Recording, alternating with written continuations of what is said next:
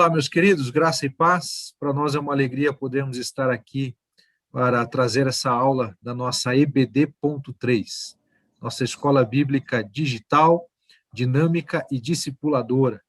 E é um prazer para nós aqui recebermos o pastor Antônio Renato Gusso, professor também aqui na nossa faculdade, Faculdade Batista do Paraná, já há muitos anos. Pastor esse, inclusive, conhecido aqui da nossa IBNM, em algumas ocasiões esteve conosco, pregando nos aniversários da igreja. Esperamos em breve, pastor Renato, marcarmos aí uma outra agenda, assim que possível, para o pastor poder estar presencialmente conosco, né? O pastor Renato, ele atua como pastor da Igreja Batista Ágape, né? O pastor coordenador ali, tem sido uma bênção ao longo dos anos, e principalmente na área acadêmica, na formação de líderes, de pastores. A especialização do pastor Renato é justamente na área de Bíblia, né? Das línguas originais, interpretação das Escrituras. O pastor Renato também é escritor de vários livros, livros estes que, inclusive, nós temos utilizado aqui na produção dos nossos materiais.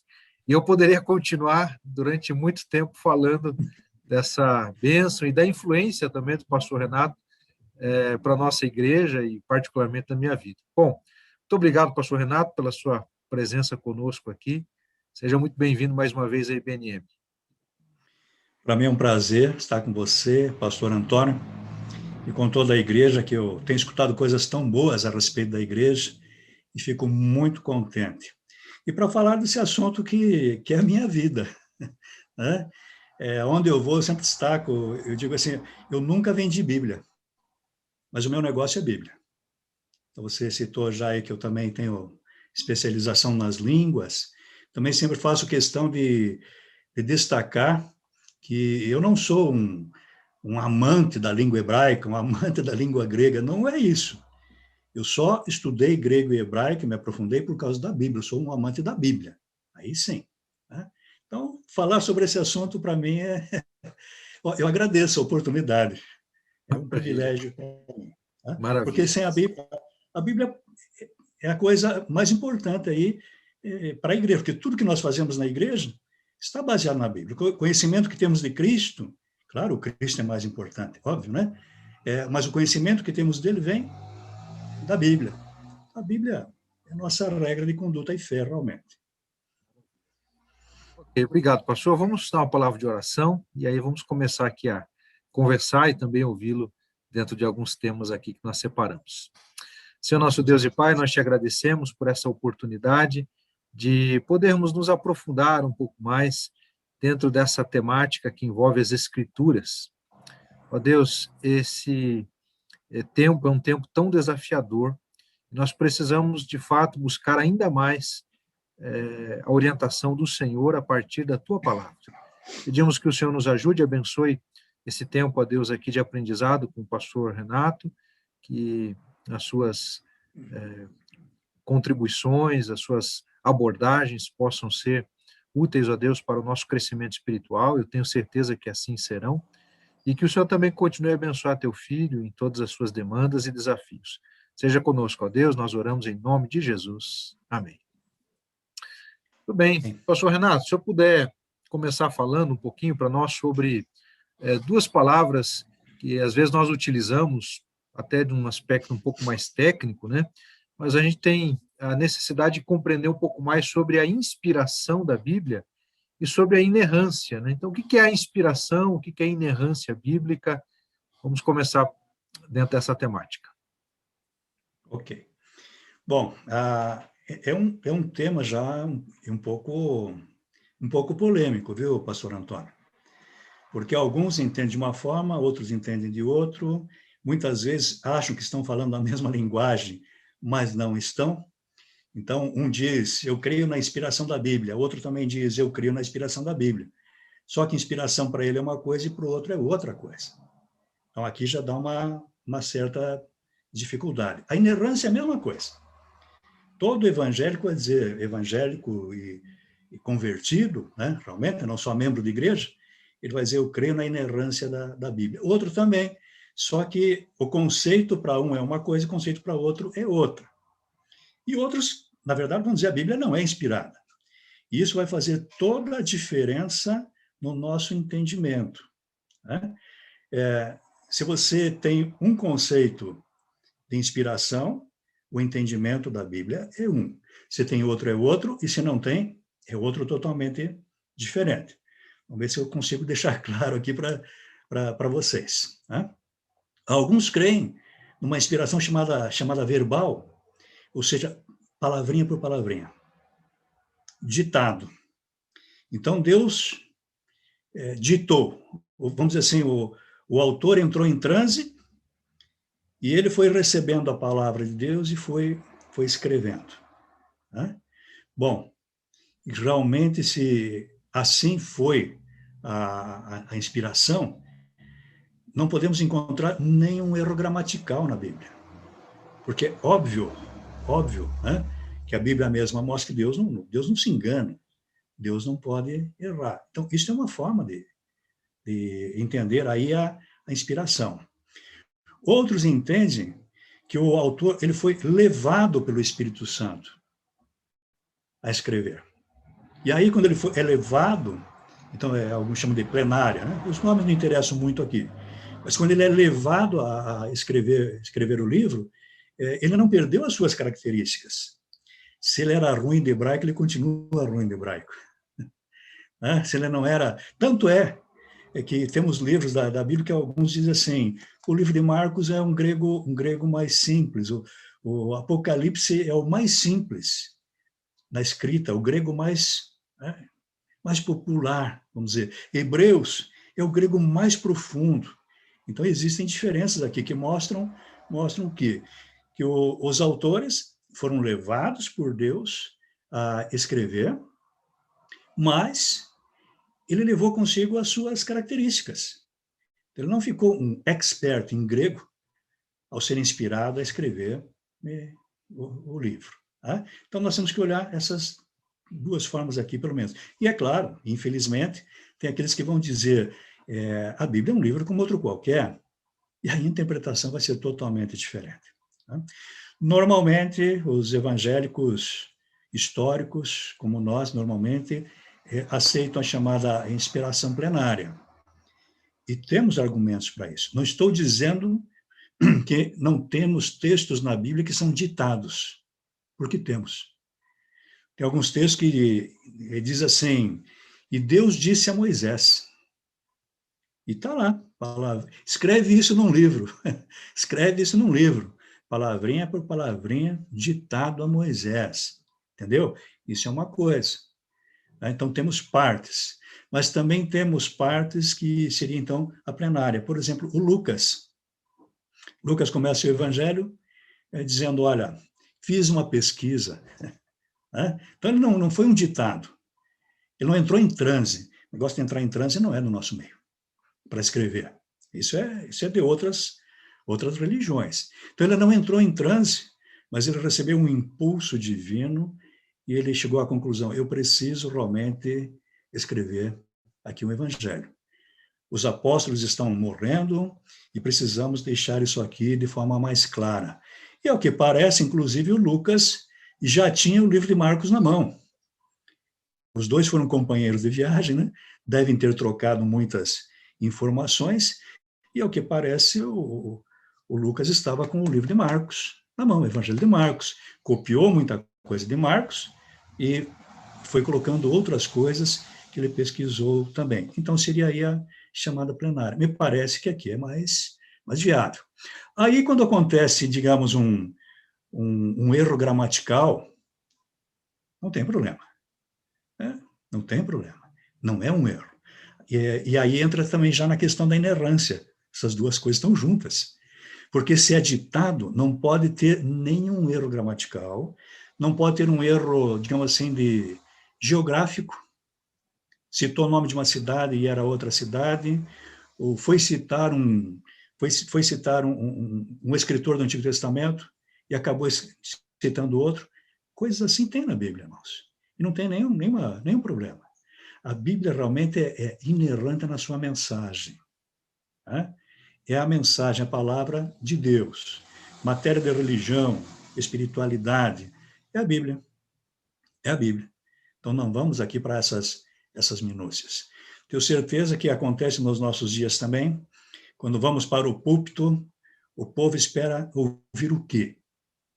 Ouvir a palavra de Deus. Né? E quantas vezes eu já fui citar um determinado autor e citei outro?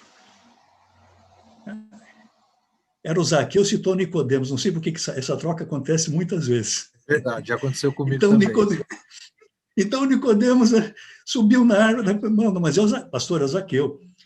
Deixou de ser palavra de Deus por causa disso? Não, é um erro, uma falha aqui da memória, né? uma troca, mas a mensagem realmente é a palavra de Deus, ok? Então não é palavrinha por palavrinha.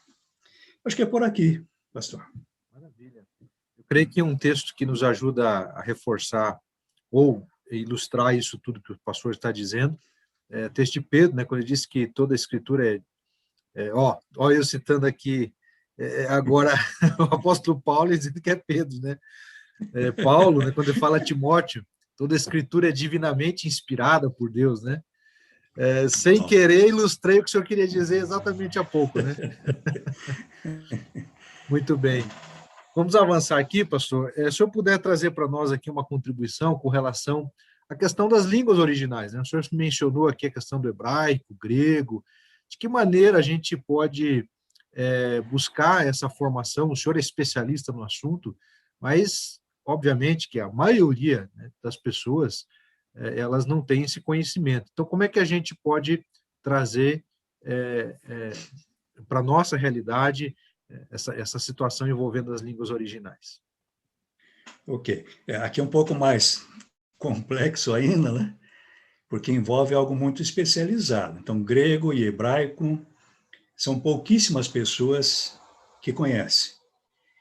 E é interessante porque quando eu comecei a me aprofundar realmente em grego e hebraico, por causa da Bíblia, não por causa do grego e hebraico, alguns me diziam assim, mas onde é que você pensa em chegar com isso?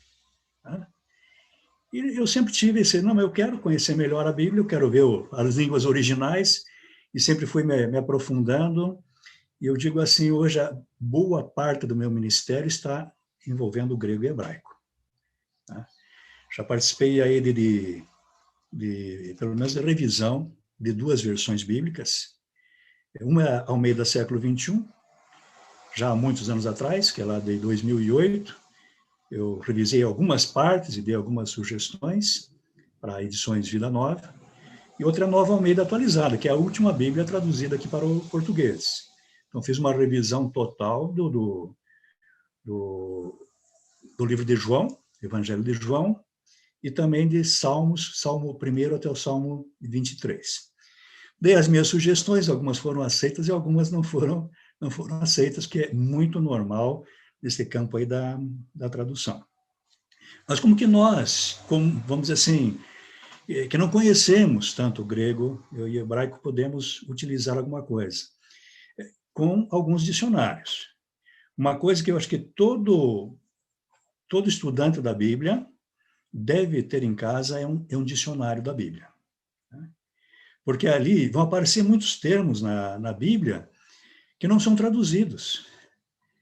Não são traduzidos. E nós, às vezes, nem percebemos. Eu vou dar algum exemplo aqui. Ele está em grego, ou ele está em hebraico.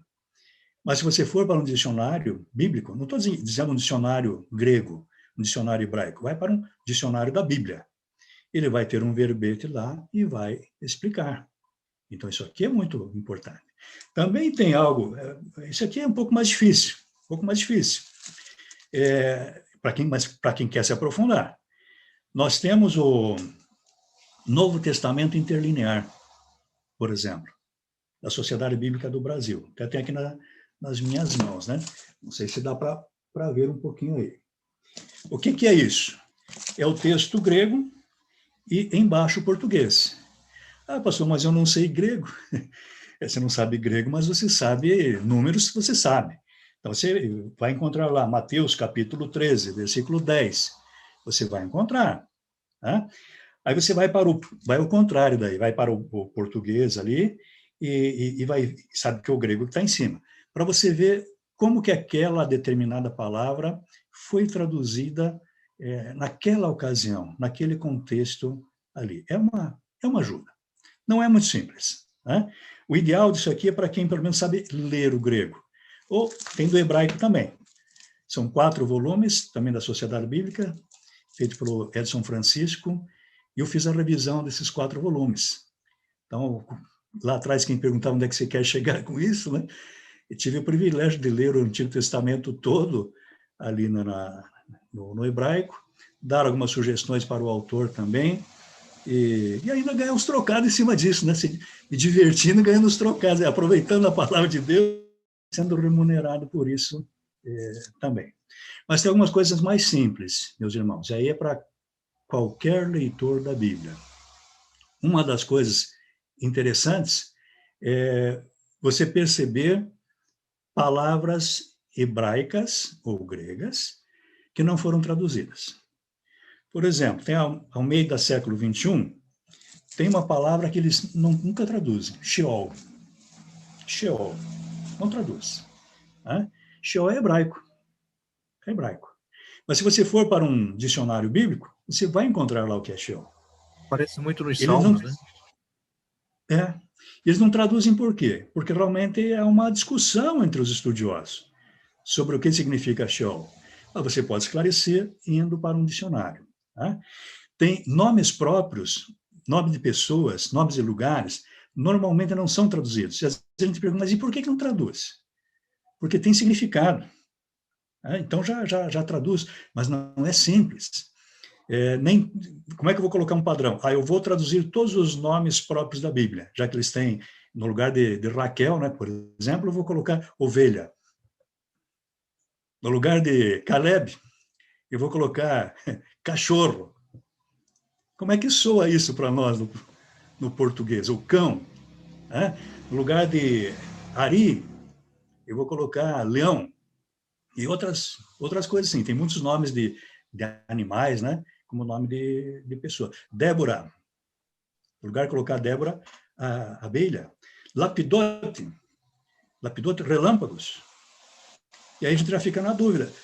Porque você vai lá no texto lá de Juízes, quando você lê a respeito de Débora, vai dizer que Débora era mulher de Lapidote. Mas Lapidote é hebraico. Você está lendo no português, pensa que Lapidote é um nome só do camarada. Agora, se você for para um dicionário e ver Lapidote, alguns vão colocar lá, provável esposo de Débora. Sempre vem o significado do nome, viu, irmãos? Quando tem um nome próprio, você vai no dicionário, tem o significado. Lapidote significa relâmpagos. Aí diria abelha, esposa de relâmpago. Mas talvez seja outra coisa ainda, pastor. Talvez não seja, talvez ela fosse solteira, sabe? Porque quando ela é chamada para comandar o exército, né, é chamado Baraque, e não o marido dela. Eu não sei se o marido dela ia gostar muito dela chamar o Baraque. Então, disse, por que não chamou? Estou aqui em casa, né? Estou aqui em casa, para me chamar o Baraque para isso, mulher. Talvez o lapidote é uma palavra, quando eu vou para o hebraico, se eu vou no dicionário bíblico, é uma palavra feminina. E está no plural. Sempre que termina com ot, no hebraico é plural. Então, Débora, mulher de relâmpagos. Pode ser uma figura para falar de uma característica da Débora. Entendeu? A abelha, o nome dela, né? Abelha, mulher de relâmpagos. Aí a coisa já começa a mudar. Né? Um outro exemplo eu vejo lá em Gênesis 16, 11, dá uma olhadinha aqui no meu texto, que vários nomes têm significados, mas não são traduzidos. Então, lá no 16, 11, nós temos a Agar, coitada da Agar. Eu gravei um videozinho esses dias sobre a Agar, né, que eu tenho colocado lá no canal do YouTube, Pastor Renato Gusso. Agar era uma pessoa invisível. Ela não tinha domínio nem sobre o corpo dela. Escrava de Sara. Às vezes vem nas traduções vem como serva. É serva, mas é no sentido daquela época de escrava. Ela não tem domínio nem sobre o corpo. De tal maneira que a Sara diz assim, eu não consigo ter filhos. A partir de agora você vai dormir com meu marido. Sim, senhora. Hã? Tem mais. O filho que vai nascer não é teu, é meu. Hã? Ninguém ligava para ela. É uma mulher invisível. Mas, de repente, ela engravida, e aí a Sara viu, né? Aí foi notório. E Sara não gostou. Interessante, né? Sara também, vou te contar, viu? Aí Sara começa a perseguir, começa a maltratar Agar, de tal maneira que Agar foge, irmãos. Ela foge. Quando ela foge como escrava fugida, ela está colocando em risco a própria vida. Aí ela encontra Deus, ou Deus a encontra. O anjo de Deus se revela a ela. Né? E aí ela vai dar um nome para Deus. Ela vai chamar lá no 16:13, ele vai dizer assim, e o nome do Senhor com ela e o nome do Senhor, que com ela falava, ela chamou El Roi.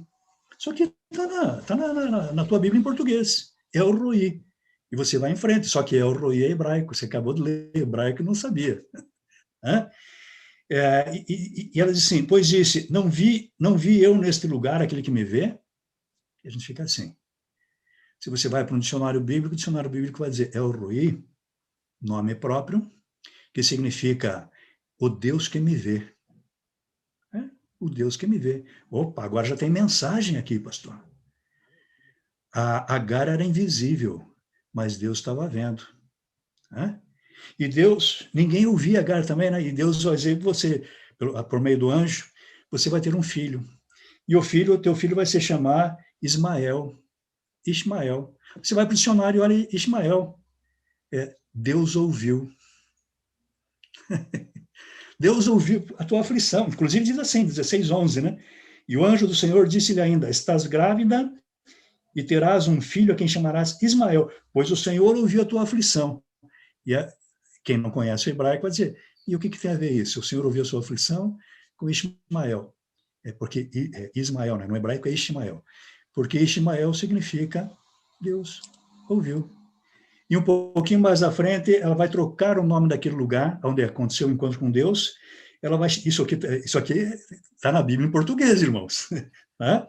Vai dizer assim, no versículo 16:14. Por isso aquele poço que está em Cádiz e Bered foi chamado Beer Lahai Roi. Beer Lahai Roi. Está na tua Bíblia em português, mas é hebraico. O poço daquele que vive e me vê. Ela teve esse encontro com Deus e colocou tudo isso aí. Se for um pouquinho mais à frente, Deus ouve, Deus é vivo e Deus vê. Tudo isso estava escondido no Beer Lahai Roi. Mas você pode encontrar lendo um dicionário bíblico. E um pouquinho mais à frente temos lá a questão lá do Jacó. Então, a palavra Betel é muito conhecida. Né? Mas se alguém não sabe, Betel é hebraico também. Né? E o Jacó tem aquele sonho, aquela escada, e os anjos descendo. De manhã ele diz que lugar terrível é esse. Deus está aqui, eu não sabia. Deus está aqui, eu não sabia. E aí ele vai mudar o nome do lugar. Antigamente o lugar se chamava Luz. E Jacó deu o nome, então, de Betel. Betel é a casa de Deus. A casa de Deus. Né? E a aplicação é muito clara, irmãos. Aonde nós estamos, Deus está presente. A casa de Deus é aqui, é aí na tua casa. Aí também é Betel, pode ter certeza. E para quem não vai, digamos, para um dicionário para ver os nomes próprios na Bíblia, ele vai entender que a cidade antes se chamava Luz. Luz, claridade. Né? Só que não é isso. Não é isso, porque ali não é português, ali é hebraico. É Lutz. Então, a cidade antigamente se chamava Lutz, ou Luz, que é amendoeira, e passou a se chamar Betel, a casa de Deus. Lutz, ele mudou para Betel, ou seja, amendoeira, ele mudou para a casa de Deus, porque Deus estava ali presente. Eu acho que isso aqui ajuda muito os irmãos a entenderem melhor a Bíblia. Né? Estamos muito longe dos textos. 4.000 anos, quase 4.000 anos em alguns casos aqui. Abraão, a época de Abraão, pelo menos, se não do escrito sobre Abraão, mas a época de Abraão é 4.000 anos atrás. Imagine, e ainda com palavras em hebraico, né, que nós nem percebemos que é hebraico, achamos que é português, aí fica mais difícil mesmo. Um dicionário resolve, pastor, ajuda bastante. Quem sabe na biblioteca da igreja sempre está aí à disposição, né? Ajuda. Excelente, pastor. Muito bem. Nossa, são exemplos aqui que nos ajudam a compreender a necessidade de nós também não ficarmos, digamos assim, acomodados, né? Mas ir além. Ou seja, uma simples consulta no dicionário já faz uma grande diferença, né? Faz. Algumas versões trazem, às vezes, no rodapé, né? Eu confesso que eu não gosto de Bíblia com nota de rodapé, irmãos. Eu não gosto. Porque a nota de rodapé não é Bíblia.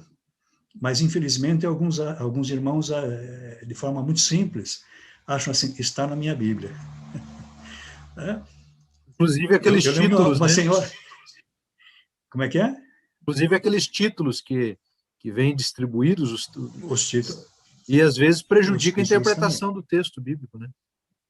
Os títulos também. Então, os títulos que vêm em negrito ali em cima é uma ajuda para você lembrar o que está, o que tem no geral do texto.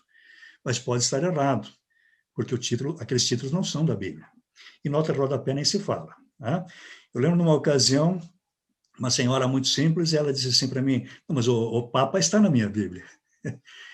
Minha irmã, acho que não, né? Aí ela trouxe a Bíblia e me mostrou. Estava mesmo, tinha uma foto enorme do Papa no meio da Bíblia dela. Né?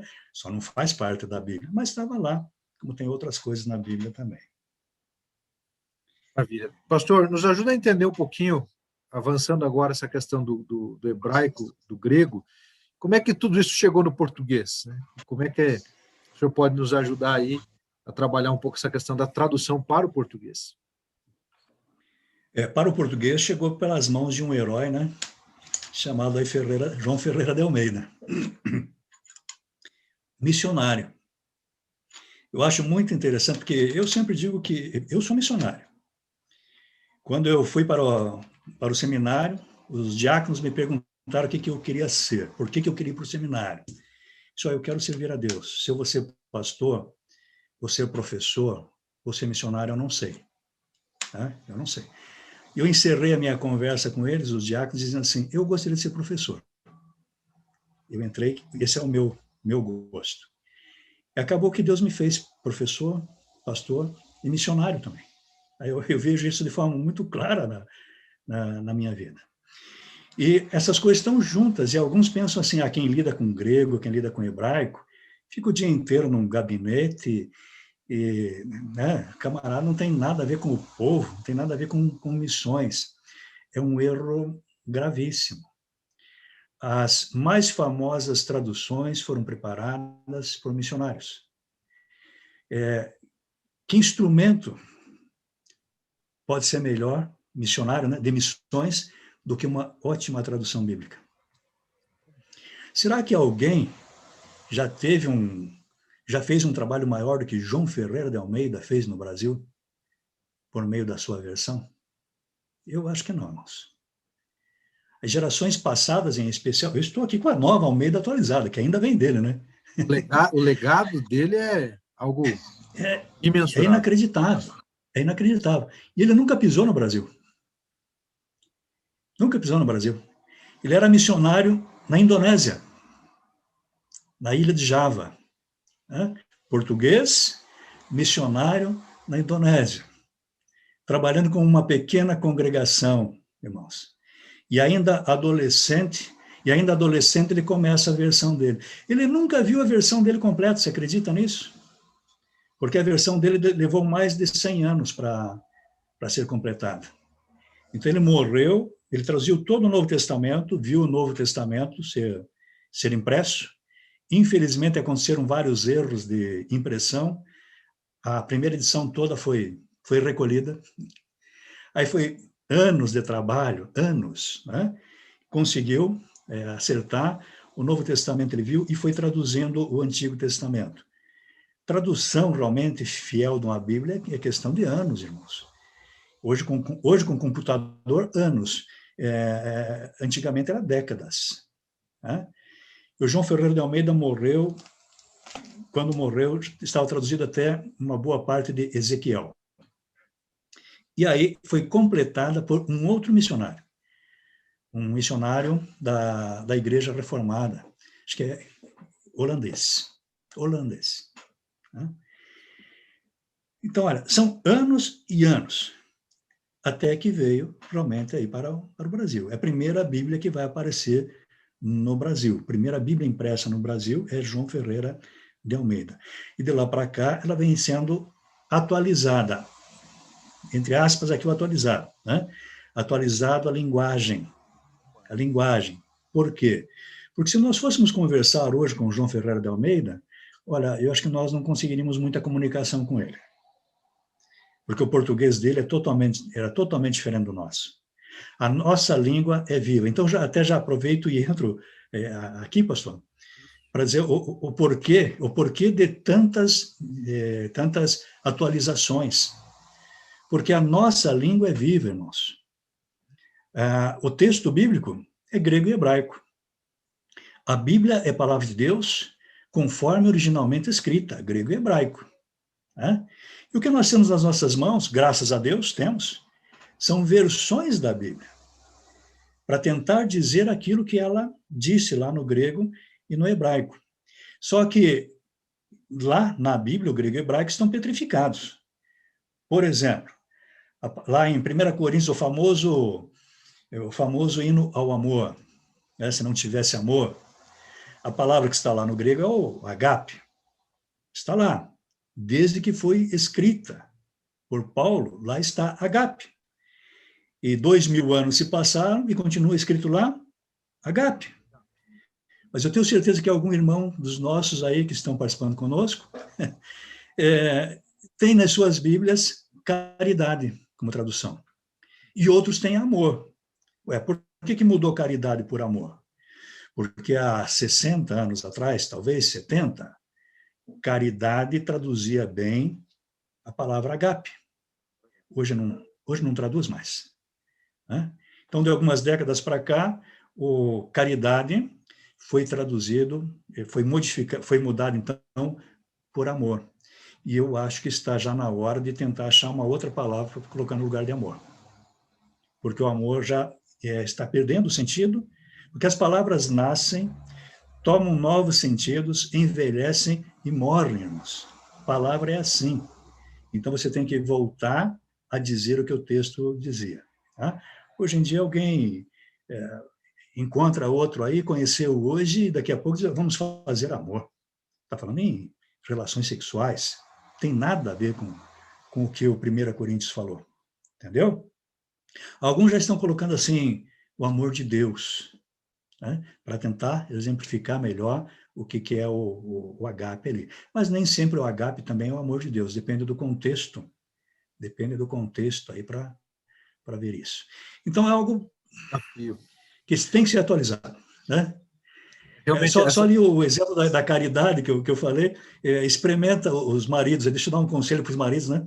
Experimenta dizer para a esposa que casou com ela por caridade, só para ver o que vai acontecer. Não vai ser nada bom, né? Não vai. Doutor, fantástica a sua abordagem, quando o senhor coloca que a língua ela é viva, né? Essas adaptações aí são muito importantes, né? Fantástico, professor. E quanto ela é viva, e é muito importante lembrar o seguinte, porque eu tenho um amor enorme pelas minhas Bíblias, entendeu? Eu não consigo, já gastei várias Bíblias, e eu escrevo totalmente na Bíblia, eu não consigo jogar fora uma Bíblia. Né? Eu tenho um certo pudor aqui com objeto até. Então, eu coloco num plástico e tal, e coloco lá na prateleira. Fica ali na prateleira. Né? Mas eu tenho que trocar. Porque uma boa versão bíblica, ela dura aí uns 10 anos, irmãos. Eu nunca esqueço o Dr. Werner Cachel, já falecido. Foi um craque na área de tradução. E no ano 2000, eu tive o privilégio de trazer ele falar num mestrado, que nós já tínhamos mestrado, viu, pastor? Aqui na faculdade. E ele veio falar sobre interpretação. E no ano 2000 que foi lançada a nova tradução na linguagem de hoje. E ele deu um volume para mim e para os outros professores, e até depois ele pediu de volta, porque ela saiu com alguns erros. E eu não devolvi para ele, essa aqui ninguém vai ter, eu quero ter, né? Eu compro outra na loja depois. Ainda não estava nas lojas. E ele deu, mas ele já estava fazendo uma pesquisa com os alunos. Nós tínhamos alunos, como temos hoje, de todo o Brasil. Ele já estava fazendo uma pesquisa, palavra tal. O que significa lá em Sergipe? E lá no Rio Grande do Sul, entendeu? Para ver se é a mesma coisa, se não vai, já procurando. E sabe por que ele estava fazendo isso? Porque quando ele lançou, não estava na loja ainda. Ele já estava preparando a revisão, a atualização. Porque já tinham decorrido aí uns 5, 6 anos de trabalho, né? E aqui as palavras já foram também modificando. Tá? Então, o sonho dele era, em 2010, fazer a novíssima linguagem de hoje, né? A nova tradução da linguagem de hoje. Já estamos no ano 2021. A nova tradução da linguagem de hoje continua de 2000. Pouco tempo atrás, 2015, na verdade, conversei com um dos diretores da Sociedade Bíblica e disse, meu irmão, o sonho do Dr. Werner era atualizar em 2010. O que você acha? Já estamos em 2015. Ele disse, não está fácil. Vamos tentar para 2020, então. Vamos tentar para 2020, porque 2020 ela está completando 20 anos. Né? Porque 10 anos, 15 anos, é um trabalho imenso. Irmãos. Então, eu diria assim, um alerta para aqueles que acham que quanto mais antiga, a revista corrigida, por exemplo, né? Quanto mais antiga, mais difícil. Tem palavras que ninguém mais entende. Ó, imarcessível. Quem conhece a palavra imarcessível? Mas está nas versões antigas. Aquilo que não pode murchar. Aí eu sei porque eu vou no dicionário. Inconsútil. Todo mundo sabe o que é inconsútil? Tem versões bíblicas antigas, Ferreira de Almeida, dizendo inconsútil. A túnica de Jesus era inconsútil. Não tinha costura. Só costureira, sabe? Conhece essa palavra, irmãos? Mas ninguém. Jarretar, vituperar e outras mais. Tem um dicionário de mais de 5.000 palavras para tentar esclarecer as versões antigas. Ferreira de Almeida tradicional está acima do nível universitário brasileiro, com toda certeza. Então, meus irmãos, uma nova tradução, a intenção dela é voltar ao passado. É isso aqui. Então, teve uma tradução lá no passado, ótima. Aí o tempo vai passando, as palavras vão mudando de sentido, palavras vão morrendo, ninguém mais usa aquela palavra. Chega um momento que quase ninguém mais entende. Mas a Bíblia não é só para ser lida, ela é para ser compreendida. Então, uma nova tradução, ou uma atualização, pelo menos, né, é feita aqui. Esta tradução, esta versão, ela volta lá no passado. Ela volta a dizer o que o texto dizia. Porque antigamente... tem essa atualização na própria Bíblia. Quando, lá em Samuel, o Saul está procurando lá o vidente, né? O vidente, e ele chega em determinado lugar e pergunta, onde mora o vidente? Onde mora o roê? Aí tem uma explicação lá. Antigamente, o profeta se chamava vidente. No hebraico diz assim, antigamente, o atual Navi, profeta, se chamava roê. O que o autor fez aqui, irmãos? Lá em Samuel, ele teve que explicar para o seu público o que era roê. É o mesmo na vida de hoje, ele está dizendo. Nós temos que atualizar, então. A Bíblia não se atualiza, viu, irmãos? De maneira nenhuma. A Bíblia é perfeita. Nós temos que atualizar a nossa vida à luz da Bíblia, isso sim. Voltar atrás toda vez que estamos errados. A Bíblia não se atualiza, mas a linguagem das versões tem que ser atualizada. Não tem saída. Senão ninguém mais compreende. Muito boa essa sua palavra, porque há também, hoje em dia, aí, algumas preocupações e até falas nesse sentido, né? Então, atualizar não é o conteúdo da Bíblia, mas, De assim, maneira nenhuma. essa Vai atualização da atualizar, língua. vai atualizar o que é perfeito como? Vai aperfeiçoar a perfeição? Não dá, a palavra de Deus é perfeita.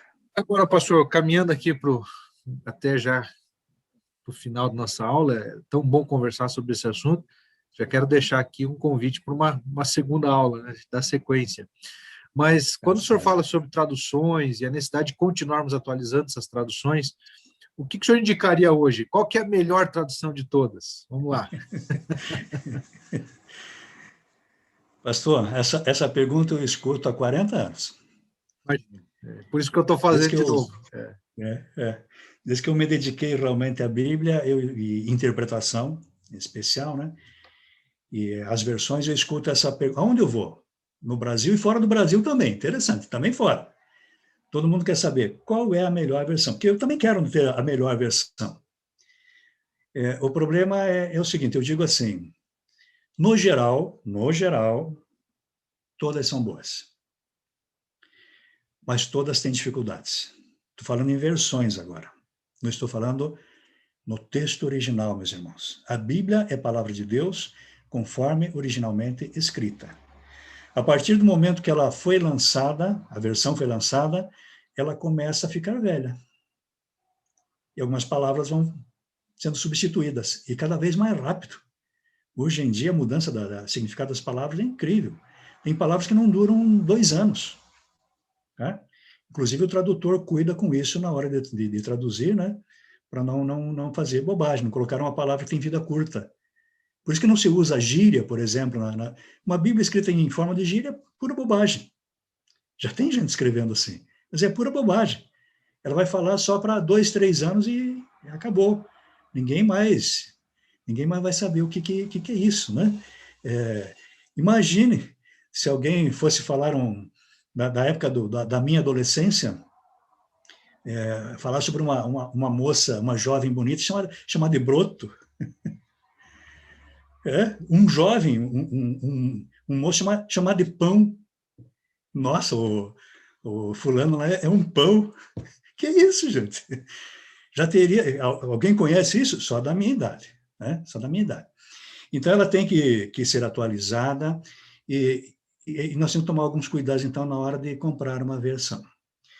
Todas são boas, mas todas têm dificuldades. Eu gosto de citar, e até preparei aqui um PowerPoint. Eu não sei se tem como eu compartilhar a tela aqui, pastor. Se não tiver, eu leio. Se não tiver, não tem problema, pastor, que é só um versículozinho.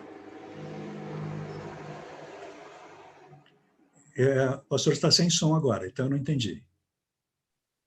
Ok. Pode seguir, pastor, porque agora eu não consigo aqui.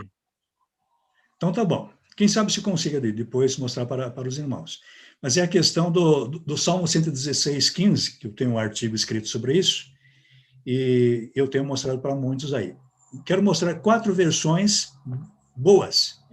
Então, por exemplo, a última que saiu, a Nova Almeida Atualizada, né? Que eu indico essa versão, pode ter certeza. Participei também nela, pequena participação, mas tive. No Salmo 116:15, ela diz assim: preciosa é aos olhos do Senhor a morte dos seus santos. Texto muito conhecido. Né? Mas também a nova tradução da linguagem de hoje já diz assim: o Senhor Deus sente pesar quando vê morrerem os que são fiéis a Ele. Notou aí? Uma está dizendo: preciosa é aos olhos do Senhor a morte dos seus santos. Agora, vem a linguagem de hoje e diz: o Senhor Deus sente pesar quando vê morrerem os que são fiéis a Ele. Ué, E aí? é preciosa? São coisas Quando eu vejo diferentes, né? preciosa, parece que Deus gosta. Quando eu vejo sente pesar, Deus não gosta. Afinal, Deus gosta ou Deus não gosta que o fiel morra? Né? Olha aí. E a nova Almeida atualizada é novíssima. E a nova tradução em linguagem de hoje é razoavelmente, tem 21 anos. Já é de ontem, mas ainda está aí. Né? Se eu leio a NVI, vai dizer: o Senhor vê com pesar a morte dos seus fiéis. Foi para a mesma linha da Nova Tradução Linguagem de hoje. Se eu vejo o século XXI, que é de 2008, diz assim: a vida dos seus seguidores é preciosa aos olhos do Senhor. Trocou morte por vida. Deixou a palavra preciosa, continua a preciosa, só que o que é precioso ao Senhor não é a morte, segundo os tradutores do século XXI, é a vida. Bom, então o que aconteceu? Estou falando de 4 ótimas versões, irmãos. Quatro Indico as versões 4. diferentes. 4 versões diferentes. Tá? Ah, pastor, mas então agora o que eu faço? Isso aqui nós chamamos de comparação de versões. Então, se você tem 3, 4 versões, coloca uma ao lado da outra. E esse trabalho de verificação é texto a texto. Eu não tenho como dizer, até posso dizer aqui, neste texto a melhor é esta, dizer uma. Tá? Mas neste texto não significa que no próximo salmo também é esta. Então, a questão é texto a texto. Então, o que acontece? Quando você acha alguma coisa assim, você vai ter que pesquisar melhor. Tá? Agora, nos ajude, pastor, nesse texto, qual que é melhor? Para não ficar na dúvida. Eu não sei se ajuda, pastor. É porque aí alguns já pensam assim, pô, eu vou ficar com esse aqui. Então, geralmente, eu prefiro não dizer, né? Porque eu estou dizendo é só neste. Eu vou dar um outro exemplo, então, para você não gastar dinheiro com determinada versão. Tá bom? Agora vou falar uma nova versão aí. Se alguém achar ruim depois, paciência. Nos anos 80, correu um boato no Brasil que a melhor versão que existia era a Bíblia de Jerusalém. Né?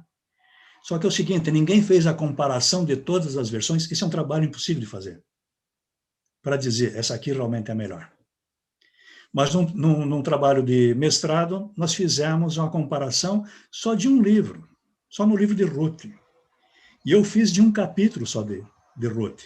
E os outros fizeram, né, dos outros capítulos. O que aconteceu? Fizemos em 8 versões. Na minha avaliação, a Bíblia de Jerusalém ficou em 5º lugar. Não vou dizer primeiro, que ficou em primeiro para ninguém achar, então essa aqui é boa, né? Porque ela também já é muito antiga. Mas a Bíblia de Jerusalém, naquela ocasião, ficou em 5º lugar, para mim. Para outros, ficou em 6º, em 4º, em 5º também, para outros alunos. Eu era aluno naquele mestrado, entendeu? Mas corria o boato que era a melhor versão. A ponto que eu cheguei na casa de uma pessoa no Rio de Janeiro, recém-convertido, e estava na estante dele, Bíblia de Jerusalém. Eu perguntei, mas por que você comprou esta Bíblia aqui?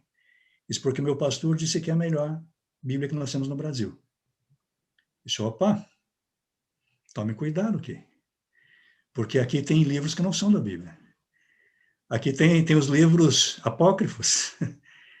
Para um recém-convertido, eu acho que todo mundo deve ler os apócrifos para entender a história. Mas um recém-convertido ler Macabeus não fica muito bem, ele pode se confundir.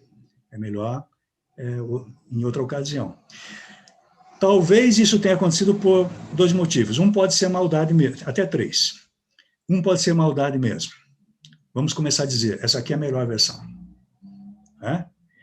Outro pode ser um descuido, porque dizia, na contracapa da Bíblia de Jerusalém, de 1985, dizia assim, tradução feita diretamente dos originais. Opa, aí dá valor, né? Tradução diretamente dos originais. Só esqueceram de dizer franceses, porque a Bíblia de Jerusalém é francesa. Então foi do grego e hebraico para o francês, do francês veio para o português, como outras Bíblias também acontece. E aí, como é uma tradução de uma tradução, a qualidade cai. Por isso que quando nós comparamos com o grego, com o hebraico, a qualidade caiu, porque já veio do hebraico para o francês, do francês para o português. Nós pegamos o português e fomos para o hebraico, não bateu muita coisa, não. Então, fica alerta, fica o alerta aí. Bom? Muito bom. Muito bom, pastor. Excelente essas comparações. Tem mais alguma... então, mais alguma coisa... Então, escolha qual, né? Então, escolha qual. Aqui eu quero deixar uma sugestão, pastor. E, no meu entender, esse é no meu entender, na minha igreja, nós fazemos assim. Nem todos aceitam, não. eu indico uma versão, não que seja melhor. Então, lá em 2008, indiquei uma versão para a igreja. Gente, essa aqui não é a melhor. Ninguém sabe qual é a melhor, e nós temos que fazer texto a texto, a comparação para saber, este texto aqui é melhor, este outro aqui não é lá grande coisa. Né? Então, nós vamos fazer o seguinte, toda a igreja usa esta versão.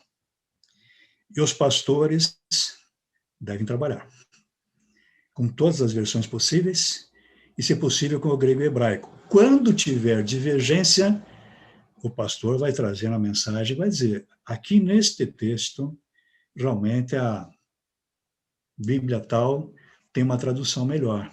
Né? Então, aqui, o hebraico, ou o grego aqui, seria melhor traduzido desta forma. Aí nós temos uma unidade, porque senão fica uma loucura. Você lê uma versão e tem mais 15 versões na tua frente. E ninguém entende o que o pastor está lendo. Eu já digo assim, quando eu vou fazer a leitura, normalmente eu digo assim, então, se você tem a versão que eu tenho, abra sua Bíblia no capítulo tal, né?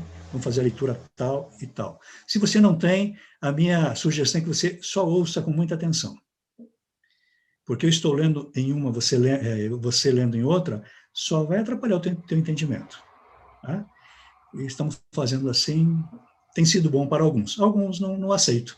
Querem ficar com aquela que ele se converteu há 50 anos atrás e continua ali também.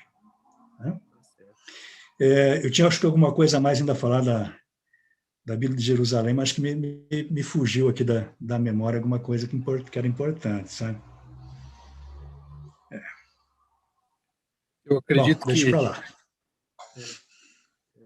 Acredito que as informações que o pastor compartilhou aqui são muito importantes, preciosas, e vai abençoar muito a nossa igreja. E o fato de nós termos a aula gravada, então já aproveito para indicar a você, meu irmão, minha irmã, volta a assistir quantas vezes você precisar ir para guardar bem esses princípios aqui. Pastor Renato, nesse primeiro momento, essa primeira aula, já agradeço muito por esse tempo, mas quero deixar o convite aí para nós fazermos uma sequência. Será que é possível? Podemos ver. Vamos ver a data com mais tranquilidade e vamos lá. Tá bom, tá bom. É um prazer. Aquilo que eu puder ajudar, que eu quero ajudar. Agradeço muito, pastor, e com a bênção de Deus aí nós vamos continuar então avançando, crescendo, e o nosso desejo realmente é nos aprofundarmos para construir uma unidade na igreja com relação também à questão do conhecimento da palavra, né? Muito obrigado, pastor Renato, que Deus abençoe, que Deus dê graça sobre Amém. a sua vida, família, professora Sandra, né, seus filhos, a Igreja Batista Ágape aí por nos ceder um pouquinho também do Senhor. Deus abençoe mais e mais. Obrigado. Fica com Deus. Abraço, pastor. Fique na paz, viu?